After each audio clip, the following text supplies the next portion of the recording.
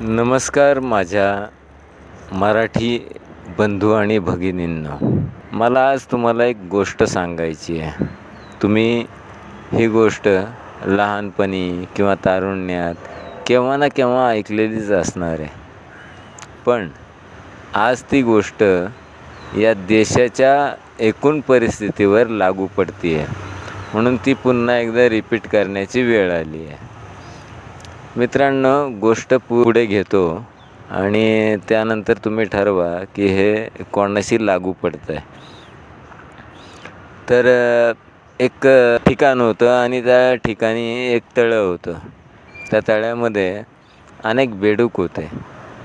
त्या बेडकांमध्ये स्वतःला शहाणा समजणारा एक मोठा बेडूक होता आणि तो मोठा बेडूक त्या सर्व बेडकांवर नियंत्रण ठेवण्याचा सतत प्रयत्न करायचा आणि ते प्रयत्न त्याचे चालूच असायचे.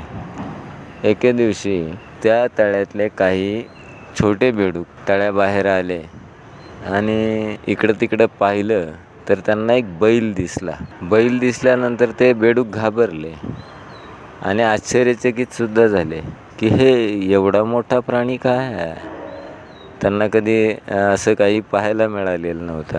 म्हणजे त्यांनी हे सगळं कधीच अनुभवलेलं नव्हतं.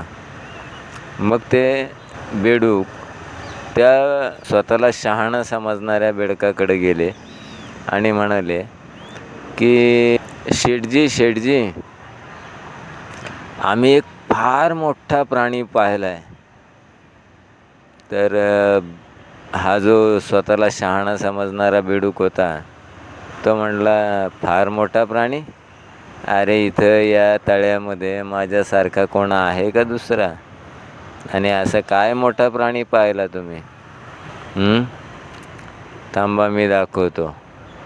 आणि त्याने स्वतःमध्ये कृत्रिम हवा भरायला सुरुवात केली आणि कृत्रिम हवा भरून मग तो विचारायला लागला, एवढा मोठा होता का तो प्राणी? ते ज्या बेडकांनी ते पाहिलं ते म्हटले, नाही शेठजी, याच्यापेक्षा मोठा होता. तो आणखी हवा भरत गेला स्वतःमध्ये.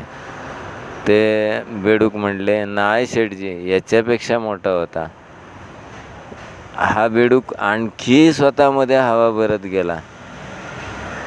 तरी ते जे बेडूक बैलाला बघून आले होते ते म्हटले, नाही शेठजी, याच्याही पेक्षा मोठा होता. हा बेडूक स्वतःच्या अहंकारामध्ये थांबायला तयार नाही. स्वतःमध्ये कृत्रिम हवा भरत गेला आणि अक्षरशः त्याचा श्वास गुदमरायला लागला. अक्षरशः तो फुटण्याच्या परिस्थितीमध्ये आला. पण हे जे बेडूक त्या बैलाला बघून आले होते त्यांचं समाधान झालं नाही. ते म्हणले की नाही शेठजी, याच्याही पेक्षा मोठा होता.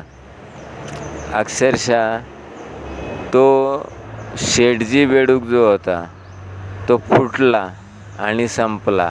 या गोष्टीचा अर्थ असा होतो की आपली जी परिस्थितीमध्ये आहोत त्या परिस्थितीचा स्वीकार करणे आणि त्या परिस्थितीतून आपल्या स्वतःला मोठं करणे ही सगळ्यात महत्त्वाची गोष्ट आहे.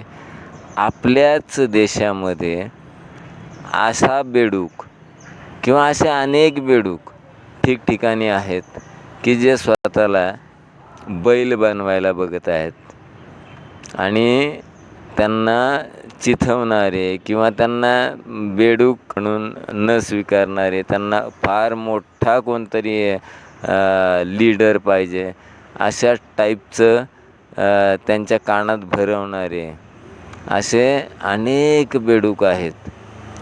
असंच काहीतरी आपल्या देशाच्या बाबतीतही घडतं आहे.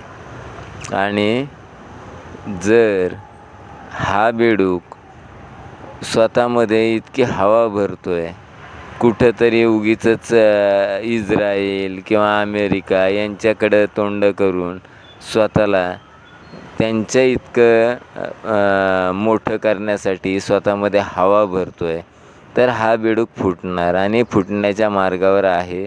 अक्षरशः ती वेळ आली आहे.